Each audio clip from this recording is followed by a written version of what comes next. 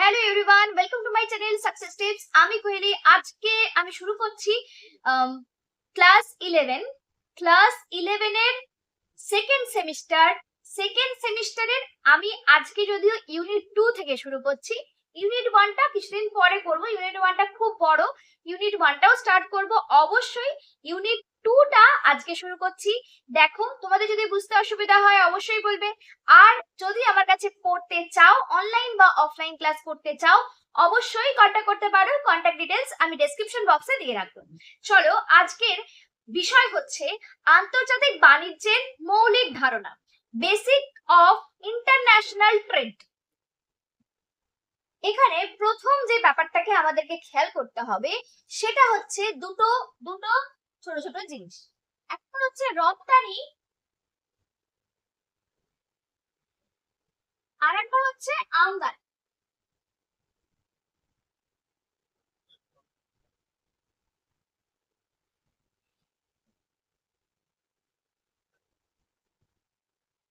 এইটা হলো এক্সপোর্ট আর এটা হলো ইম্পোর্ট। এক্সপোর্ট আর ইম্পোর্ট, এইটাকে আমরা ছোট করে এক্স দিয়ে ডিনোট করি আর এইটাকে ছোট করে এম দিয়ে ডিনোট করি। ওকে, এক্সপোর্ট মানে হচ্ছে আমি আমার দেশ হিসাবে আমি বোঝাচ্ছি। ইন্ডিয়া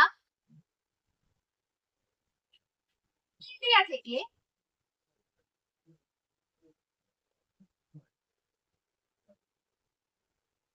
ইন্ডিয়ার বাইরে যে কোনো ফরেন হতে, বাংলাদেশও হতে পারে, আমেরিকাও হতে পারে, কি যাবে? গুডস বা দ্রব্য। তার পরিপ্রেক্ষিতে ফরেন আমাদেরকে কি দেবে? টাকা। এটাকে টাকা না বলে মানি বলা ভালো। মানি, অর্থ। কেন টাকা বললাম না? টাকা কেন বললাম না? টাকা হচ্ছে বাংলা শব্দ, মানে রুপি। টাকার ইংলিশ হচ্ছে রুপি। আর মানির অর্থ হচ্ছে এই অর্থের ইংলিশ হচ্ছে মানি। ঠিক আছে, এবার কেন এরকম বললাম, টাকা না বলে এরকম বললাম কেন? কারণ যে দেশকে আমরা গুডস এন্ড সার্ভিসেস পাঠাচ্ছি, শুধু গুডস না, সার্ভিসেসও হতে পারে। গুডস এন্ড সার্ভিসেস,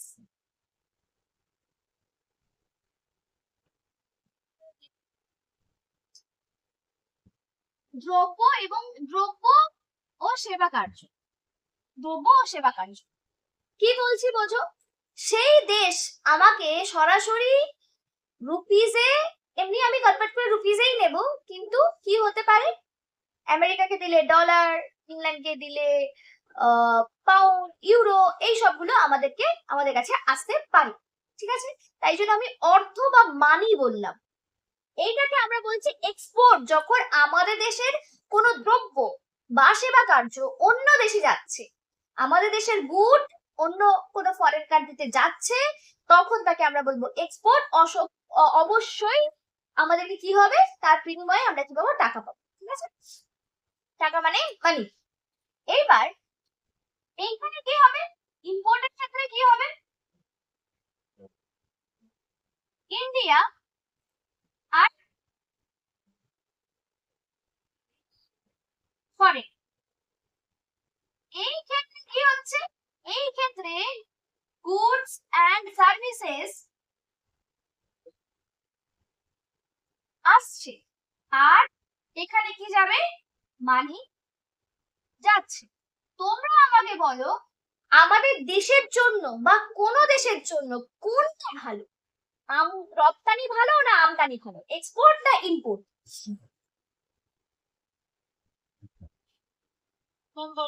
বলো। এক্সপোর্টটাই ভালো, কেন?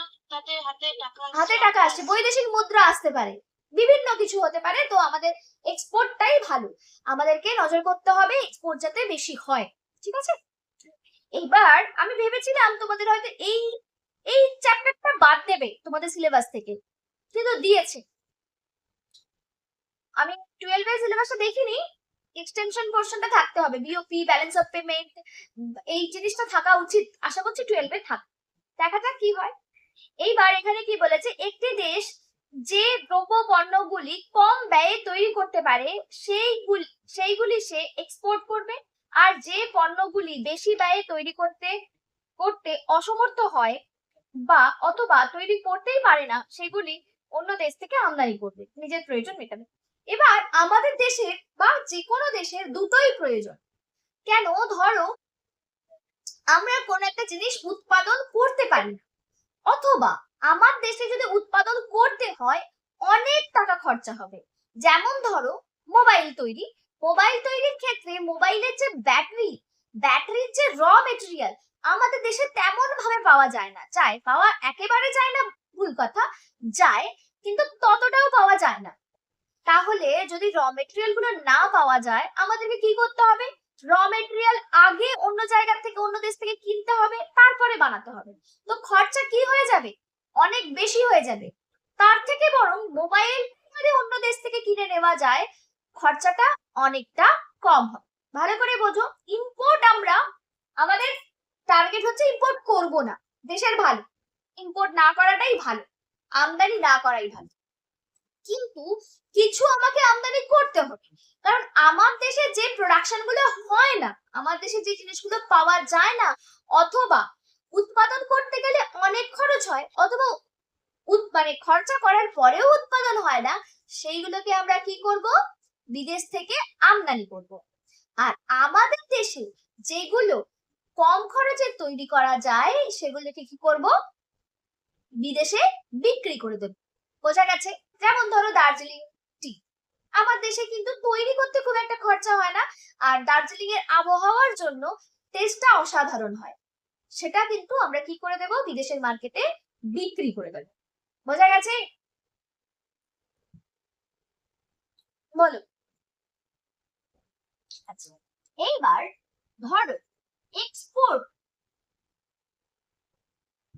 এক্সপোর্ট বেশি, ইম্পোর্ট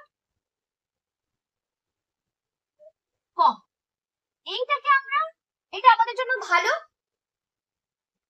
ভালো না খারাপ? ভালো। এইটাকে আমরা বলবো ট্রেড ট্রেড সারপ্লাস। বাংলাতে কি বলবো? বাংলাতে বলবো বাণিজ্য উদ্বৃত্ত।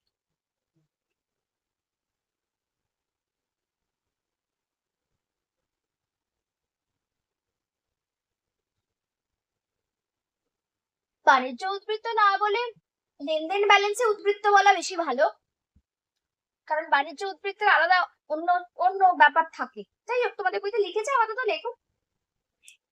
এইটাকে আমরা বলবো উদ্বৃত্ত। উদ্বৃত্ত মানে বেশি হয়ে যাওয়া, এটাকে বলবো ট্রেড সারপ্লাস। আর যদি উল্টো ঘটনা ঘটে,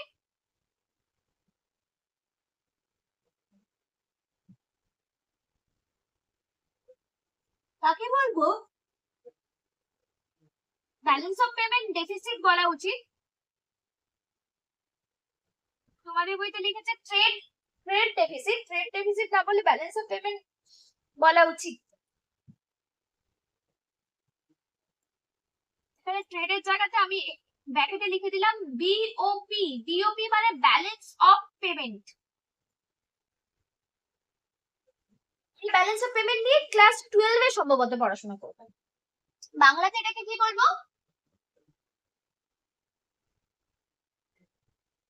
বাণিজ্য ঘাটতি।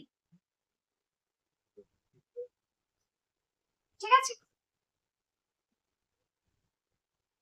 এবার বলছে আর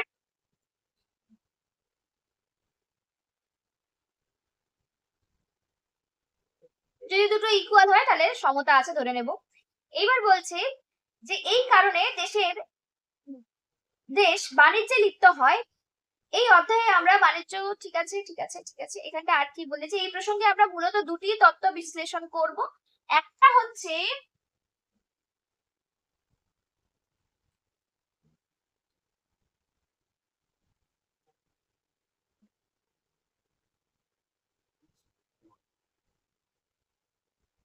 অ্যাডাম স্মিথের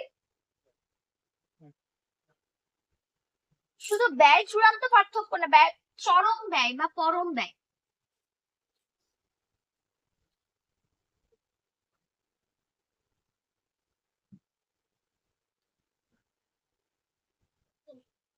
অ্যাবসোলিউট অ্যাডভান্টেজ থিওরি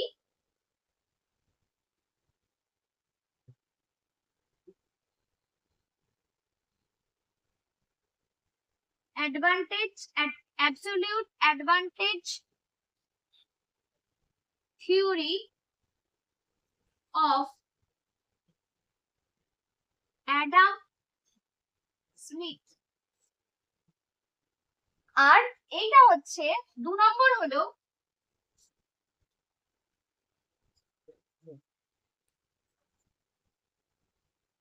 তুলনামূলক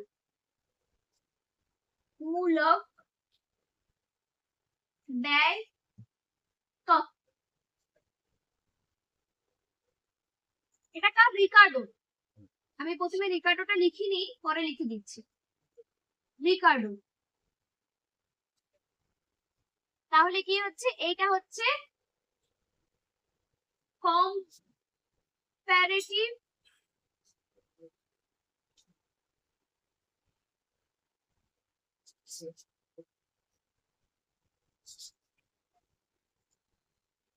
cost advantage, absolute cost advantage, হ্যাঁ absolute শুধু advantage নয়, cost advantage, comparative cost advantage of Ricardo।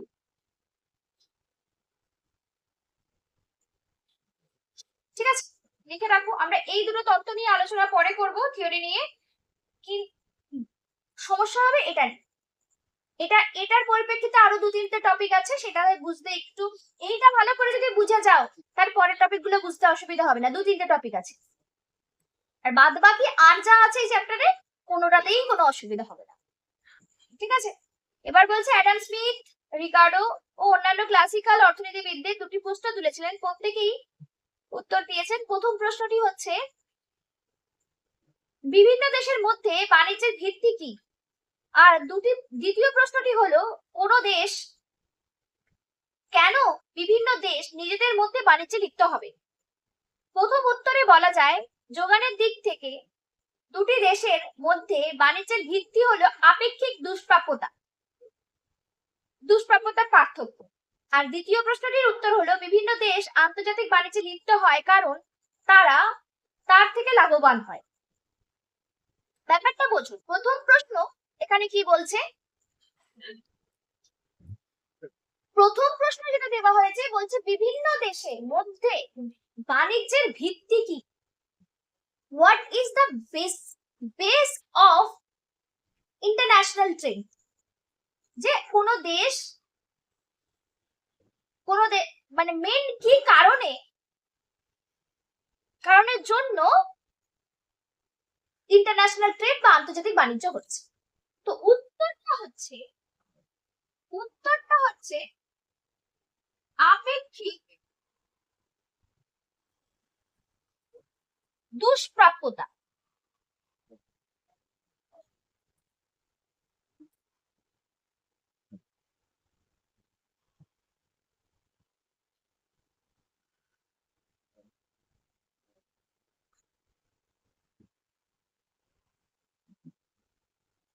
Relative scarcity. উত্তরটা হচ্ছে আপেক্ষিক দুষ্প্রাপ্যতা বা রিলেটিভ স্কেয়ারসিটি। রিলেটিভ স্কেয়ারসিটি হচ্ছে এটা যোগানের দিক থেকে বা সাপ্লাইয়ের দিক থেকে।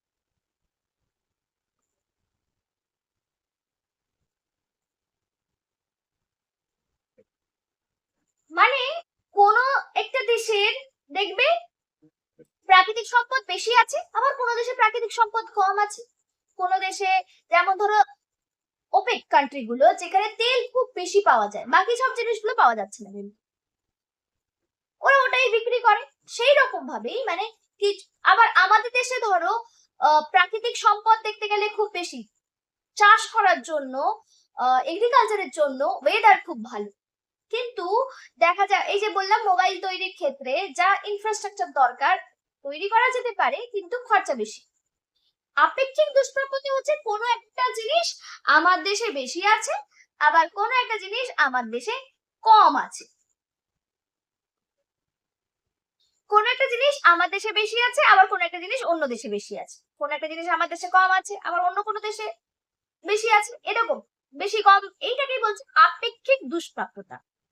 তাই জন্য আমরা কি করব, যেটা আমার দেশে নেই আমি একদম নর্মাল আমাদের কি বলবো আমাদের লাইফের মতোই, যে ধরো আমি তোমাদেরকে পড়াচ্ছি, তো আমি তো নিজের জামা কাপড়টা নিজে তৈরি করতে পারছি না, এর জন্য অন্য কারোর উপর ডিপেন্ড করতে হচ্ছে টাকা দিয়ে, কিন্তু অন্য কেউ আমাকে দিচ্ছে, তো টাকা আমি দিতেই পারি, তাই না?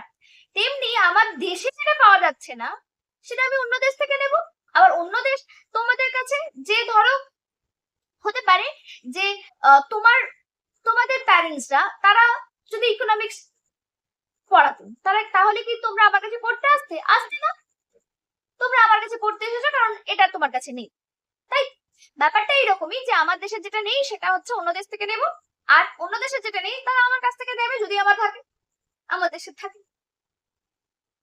এইবার বলছে পরের প্রশ্নটা, দ্বিতীয় প্রশ্ন হচ্ছে, বলছে যে কেন বিভিন্ন দেশ নিজেদের মধ্যে বাণিজ্যে লিপ্ত হয়। এইবার এই প্রশ্নটার উত্তর হচ্ছে, বলছে কেন বিভিন্ন দেশ নিজেদের মধ্যে বাণিজ্যে লিপ্ত, বলছে যে দ্বিতীয় প্রশ্নের উত্তরটা হচ্ছে আন্তর্জাতিক বাণিজ্যে লিপ্ত হয় কারণ তারা এর থেকে লাভবান হয়। Why several countries join at the international trade? কি হবে? লাভবান, প্রফিটেবল, প্রফিটেবল। ব্যাপারটা কেন লাভবান হয়, কিভাবে লাভবান হয়, তার জন্য আমরা এই দুটো জিনিস পরে পড়ব। এইবার এখানে আরো কিছু জিনিস দিয়েছে, সেটা হচ্ছে আন্তর্জাতিক বাণিজ্য কাকে বলে। আচ্ছা, আমি তোমাদেরকে এই পেজটার ছবি আপাতত পাঠাচ্ছি, একটুখানি পড়ো। এখানটা আমি পড়ালাম প্রথম টপিকটা, যদি বুঝতে অসুবিধা হয় বলবে, হ্যাঁ? আমি তোমাদেরকে পাঠাচ্ছি, দাঁড়াও, পড়ো।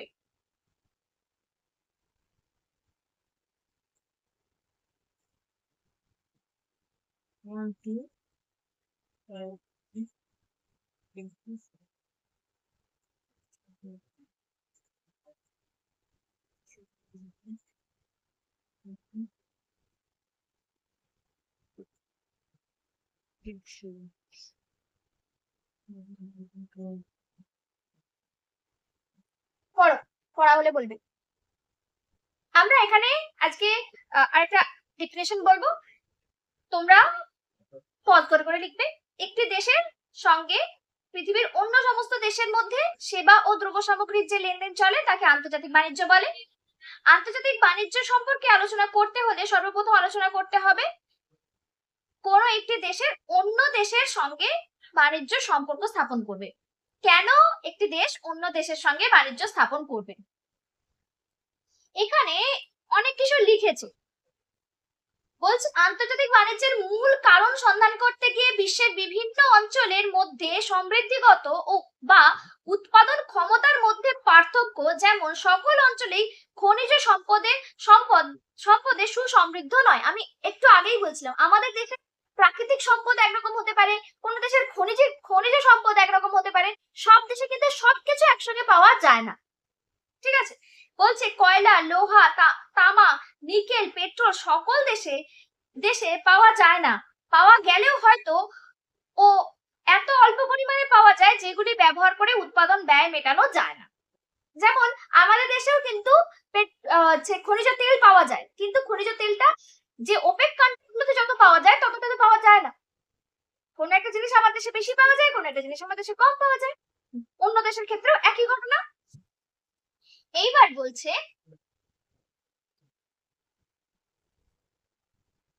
মেটানো যায় না।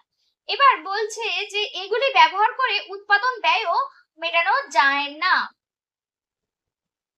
তো প্রথম পয়েন্ট লেখো আন্তর্জাতিক বাণিজ্যের মূল কারণ, কজেস অফ ইন্টারন্যাশনাল ট্রেড। আমরা আলোচনা করছিলাম কজেস অফ ইন্টারন্যাশনাল ট্রেড, আন্তর্জাতিক বাণিজ্যের মূল কারণ। এক নম্বর, প্রথম কারণ হচ্ছে উৎপাদন ক্ষমতার পার্থক্য।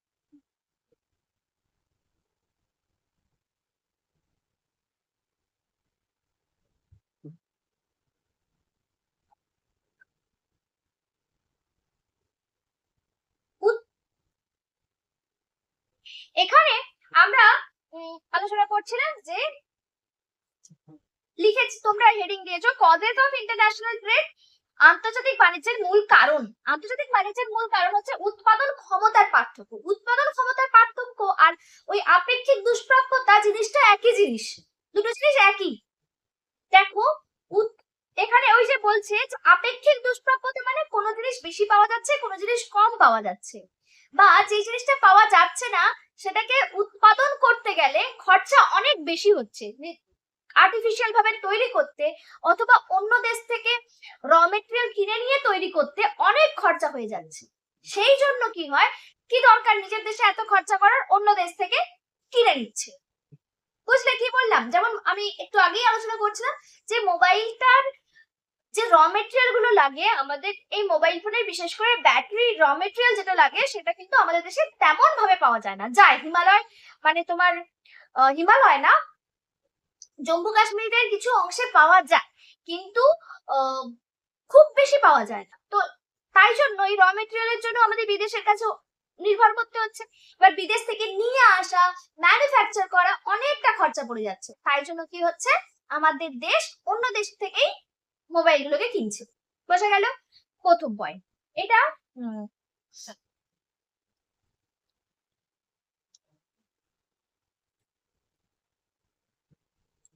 প্রথম পয়েন্টটা আমরা লিখতে পারি ইংলিশ ভার্সন যারা লিখছো তারা লিখবে difference in production capacity. Difference in production capacity. Next আমরা দ্বিতীয় পয়েন্টে চলে যাব। সেকেন্ড পয়েন্ট বলছে সব দেশের মাটিতে সব রকম কৃষিজ দ্রব্য উৎপন্ন হয় না।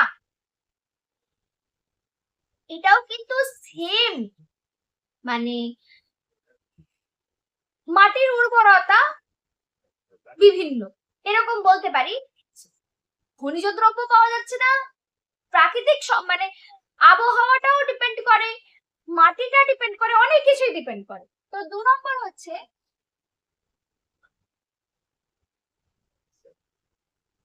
মাটির উর্বরতার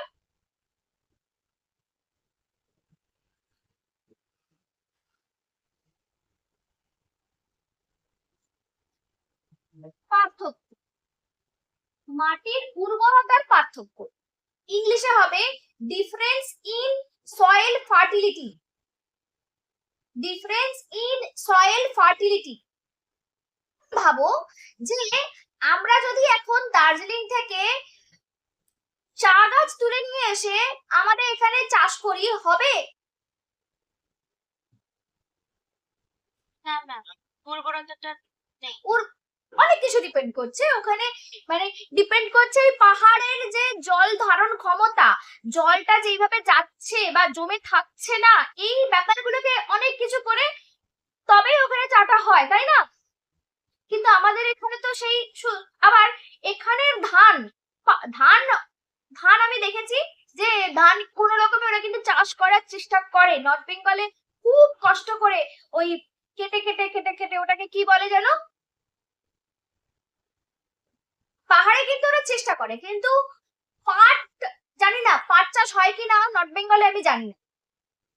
পাট পাট একটু ডিফিকাল্ট, কারণ জল জমে থাকতে হবে একেবারে, তারপরে জল জমা জায়গাতে পাটের ওই কি বলে রোয়া গুলোকে তুলতে হবে, অনেক ব্যাপার আছে। যাই হোক, যেটা বলছিলাম যে ডিপেন্ড করছে। এবার কোন দেশ যদি পুরোটাই পাহাড় হয় কোন দেশে, তাহলে সেখানে কি অবস্থা হবে, সেখানে শুধুই চা হবে, এরকম ব্যাপার থাকতে পারে। তো মাটির উর্বরতার উপর ডিপেন্ড করছে, বা ওই যে ওরা এত কষ্ট করে ধান চাষ করছে, এরকম কষ্ট করে যদি করতে হয় তাহলে খরচা অনেক বেশি হয়ে যাবে। একটা জায়গায় 10টা লেবার লাগবে, যেটা আমাদের ধরো এই এরিয়াতে, সমতল এরিয়াতে একজন লেবার করে ফেলছে, সেটা হয়তো পাহাড়ে গিয়ে 10 জন লেবার লাগছে একটা কাজ করতে, তো খরচা তো বেশি হবে। তো সেই রকম বলছে যে উর্বরতা আলাদা হওয়ার জন্য আমরা কি করি, আমাদের এখানে যেটা হচ্ছে না অন্য দেশ থেকে নিয়ে আসি। এবার বলছে বিশেষ বিশেষ দ্রব্য উৎপাদনে বিশেষ বিশেষ দক্ষতা। 3 নম্বর বলেছে বিশেষ বিশেষ দ্রব্য উৎপাদনে বিশেষ বিশেষ দক্ষতা সম্পন্ন হতেও দেখা যায়। ঢালাই মেশিন, ঢাকাই মসলিন এক ধরনের সিল্কের কাপড় মাত্র, কিন্তু ওই রকম সিল্কের কাপড় পৃথিবীর আর কোনো দেশ বুনতে পারে না। এর ফলে ঢাকাই মসলিনের চাহিদা ছিল সমগ্র বিশ্বব্যাপী। এটা বাংলাদেশে আগে মসলিন যে কাপড়টা সম্ভবত এখন পাওয়া যায় কিনা আমি জানি না, নাকি একটা আংটির মধ্যে দিয়ে শাড়িটা চলে যায়, এত সুন্দর শাড়ি। যাই হোক, যেটা বলছিলাম যে এটা ডিপেন্ড করছে যে এক একটা জায়গাতেই ওই জায়গাতেই তৈরি হয়। আসল কথা ওখানে যে কটন বা জুট যেটা থেকে তৈরি হচ্ছে সেটা দিয়ে যে তৈরি করছে সেটার উপরে ডিপেন্ড করে। এখানে কি বলছে, বিশেষ বিশেষ দ্রব্য উৎপাদনের বিশেষ দক্ষতা সম্পন্ন হতেও দেখা যায়।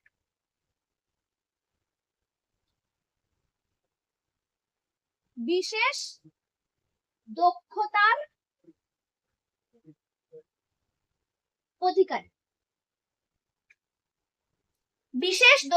অধিকারী,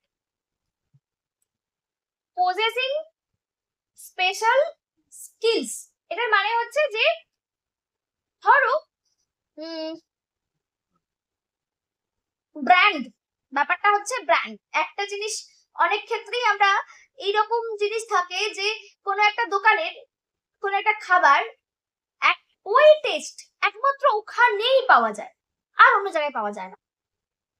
তুমি যতই তার মতো করে চেষ্টা করো হবে না, নিশ্চয়ই তাতে কোনো সিক্রেট ব্যাপার থাকে যেটা ওরা পাবলিশ করে না। গোলবাড়ির মাংস, যতই তুমি ইউটিউবে দেখো গোলবাড়ির মাংস রেসিপি দিয়ে দিচ্ছে, সম্ভব না ওই টেস্ট নিয়ে আসাটা সম্ভব।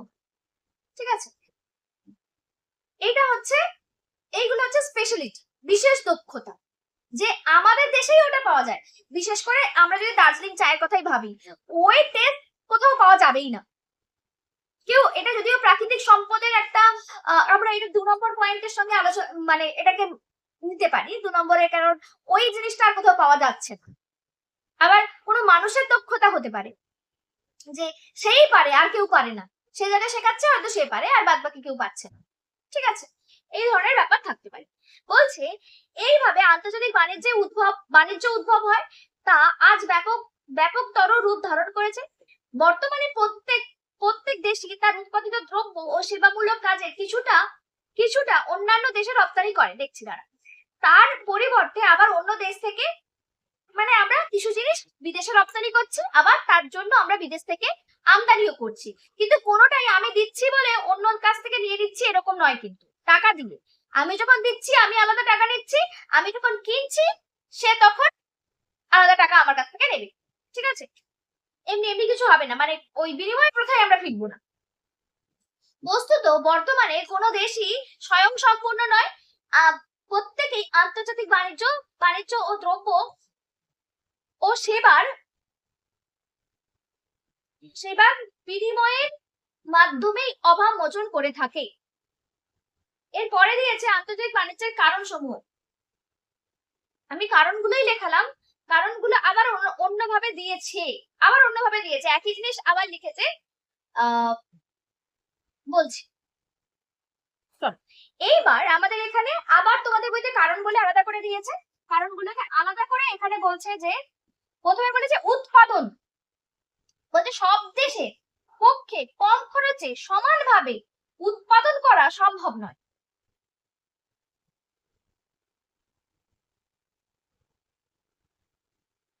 আমি একটু আগে আমি নিজে নিজে বলছি, আবার নতুন করে পয়েন্ট করে লিখবো নাকি ওর পর এই ডট দিয়ে 3টে ডট দিয়ে দাও।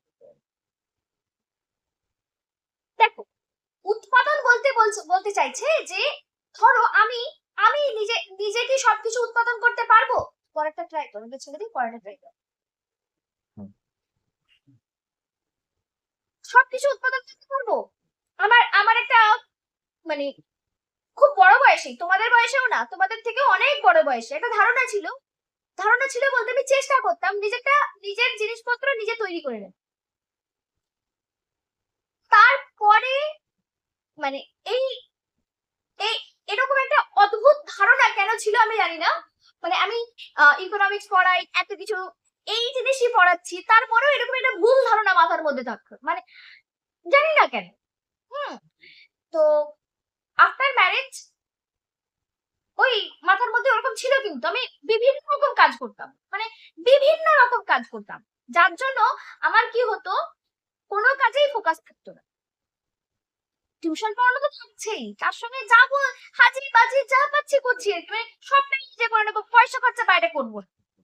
তো তারপরে মানে এটা আস্তে আস্তে যখন রোজগার এটা এটা হয়, যখন এটা মেন মেন কি হয়, রোজগার কম থাকলে মানুষের মধ্যে এই চিন্তাগুলো আসে, খরচা না করার চিন্তা, খরচা না করে নিজে করে নেবো। তারপর যখন রোজগারটা আস্তে আস্তে বাড়লো, তারপর বিয়ের আগেই অনেকটা কেটে গেছে, তো বিয়ে করে তারপরে একেবারেই কেটে গেছে আর কি, যে না সবটা আমি করব না, আমি যেটা পারি সেটাতেই মন দেব, সেটাই আমি করব। আমি টিউশন পড়াতে পারি, আমি পড়াতে পারি, স্টুডেন্টদেরকে বোঝাতে পারি, স্টুডেন্টরা বুঝতে পারে, সেখান থেকে আমার ইনকাম হচ্ছে, আমি ওই জায়গাটাতেই মন দেব। সেটাতেও আমি আগে কি করতাম, সব কি বলে ওটাকে, ওই সাবজেক্টের নাম কি বলে, ফিজিক্যাল সায়েন্স, লাইফ সায়েন্স, এইগুলোও পড়াতাম। এইগুলো পারছি, কিন্তু এগুলোতে মানে আমি কি হচ্ছে সময় দিতে পারতাম না। অঙ্কটা এখনো করাই, অঙ্কটা এখনো করাচ্ছি, আস্তে আস্তে অঙ্কটাও ছেড়ে দেবো। সেটা আমি ধরো সামনে 2-3 বছর পরে আমি অঙ্ক করানোটাও ছেড়ে দেবো, শুধু ইকোনমিক্স পড়াবো। তো তখন মাধ্যমিক হয়ে যাবে, তুই চিন্তা করছিস কেন? হ্যাঁ, ছেড়ে দেবো, কারণটা হচ্ছে আমি ওই ফোকাসটা করতে পারছি না। বা আমি সেদিন হিসাব করছিলাম যে কলেজের যতগুলো ব্যাচ হয়ে গেছে, আমার যদি প্রত্যেকটা সেমিস্টারের ব্যাচ থাকে, মানে first same, third same, fifth same, first third fifth, এখন তো সেভেন্থ হলেও হতে পারে পরে, সেটা পরের কথা। যদি তিনটে সেমিস্টারের স্টুডেন্ট থাকে, তার সঙ্গে আইডিসি বলে আলাদা একটা পেপার আছে, তার মধ্যে আবার অন্যান্য ইউনিভার্সিটির স্টুডেন্টও আমার রয়েছে, ক্যালকাটা ইউনিভার্সিটি বাদ দিয়েও, তাদেরকে যদি আমি সামলাতে যাই, আমাকে নিচু ক্লাসটা ছাড়তেই হবে। তো আমার ফোকাসটা একমাত্র ইকোনমিক যখন আমি করতে পেরেছি, তারপরে দেখলাম আমার ইনকামটা আলাদাভাবে বাড়তে শুরু করেছে। আগে যখনই আমি সব সাবজেক্টের উপর ফোকাস করছিলাম, সব রকম কাজ নিজে করছিলাম, ইনকাম কিন্তু বাড়ছিল না। এইটা কি হচ্ছে, এইটা কেন হচ্ছে, যে আমাদের ক্ষেত্রে কি করতে হবে, প্রত্যেকটা দেশের ক্ষেত্রেও একই ঘটনা, যেটা তার কাছে আছে, যেই উপাদান তার কাছে আছে, সেই উপাদানগুলোকে নিয়ে উৎপাদন শুরু করতে হবে, বেশি করে উৎপাদন সেটাতে করতে হবে। বুঝলে কি বলছি? সেইটাতেই ফোকাস করতে হবে, সেটাতেই প্রোডাকশন বেশি করতে হবে, সেটাই বিদেশের বাজারে রপ্তানি করতে হবে। আমরা যদি ভাবি, তবে এমন নয় যে একেবারেই অন্য জিনিসগুলো তৈরি করব না, যতটা আমার দেশে কম খরচা করে তৈরি করা যাচ্ছে আমার দেশে করব, বাকিটা আমরা বেশি খরচা করে বেশি এফোর্ট দিয়ে করব না, যদি বিদেশ থেকে কম দামে পেয়ে যাই। নিজের দেশে ধরো 10 টাকা, নিজের দেশে তৈরি করতে 10 টাকা খরচা, কিন্তু বিদেশ থেকে কিনতে আমার হয়তো 8 টাকা খরচা, তো কোনটা করা ভালো? বিদেশ থেকে কিনে ভালো। বোঝা গেছে কেন আমরা বিদেশ থেকে কিনবো, কখন আমদানি করব?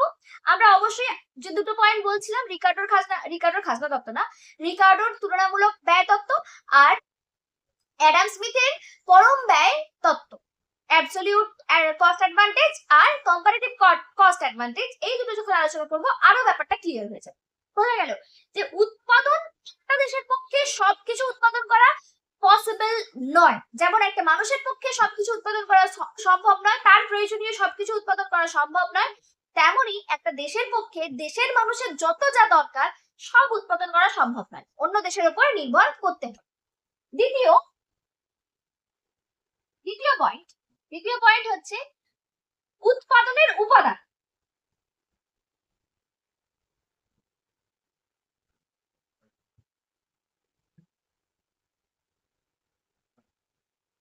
Factors of production.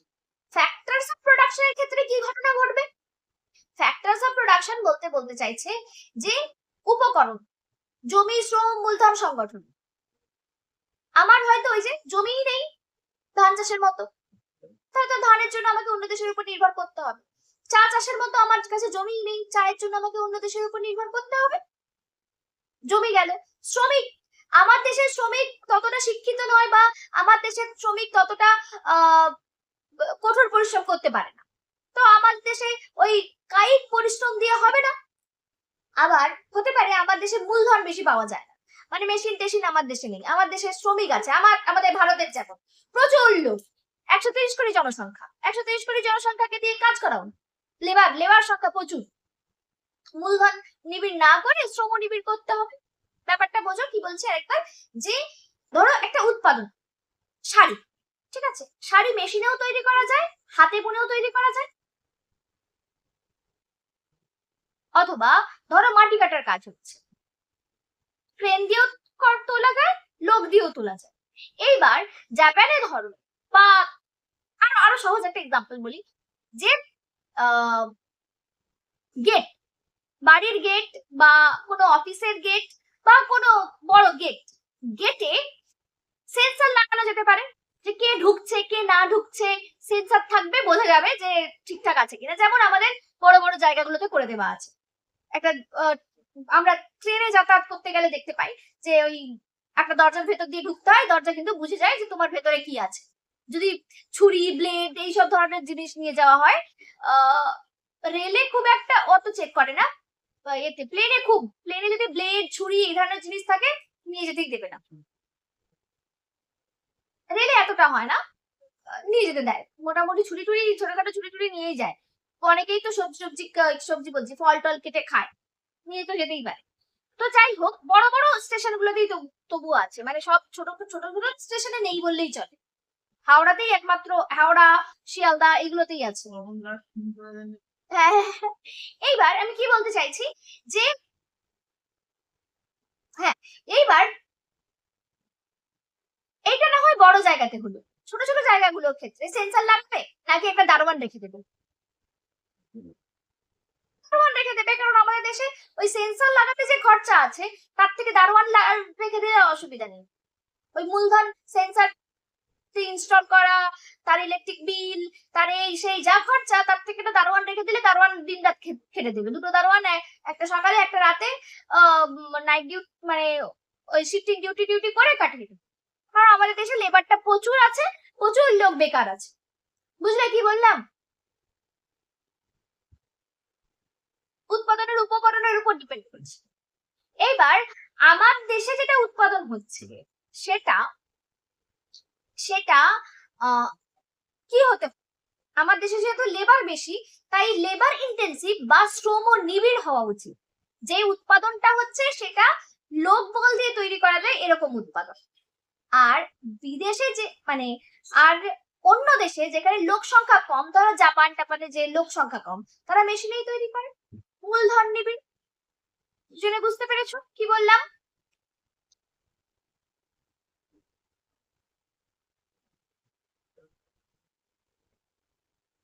এরপরে আমরা আলোচনা করব 3 নম্বর পয়েন্ট, দক্ষতা, এফিসিয়েন্সি।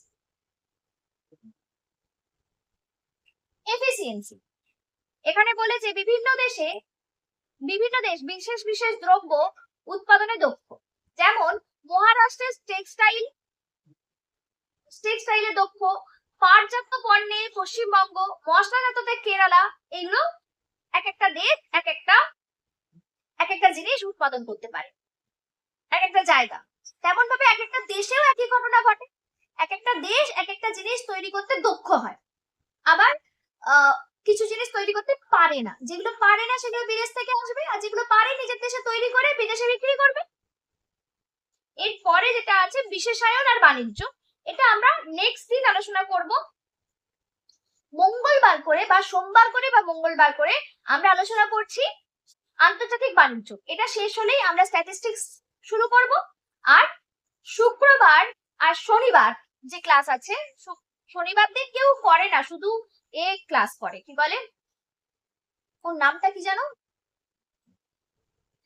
রূপম, শুধু রূপম ক্লাস করে। তাই শুক্রবারেই যে ক্লাসটা হবে সেটাতে আমরা চ্যাপ্টার 1টা শুরু করব বা ইউনিট 1টা শুরু করব। ঠিক আছে, চল আজকে টাটা।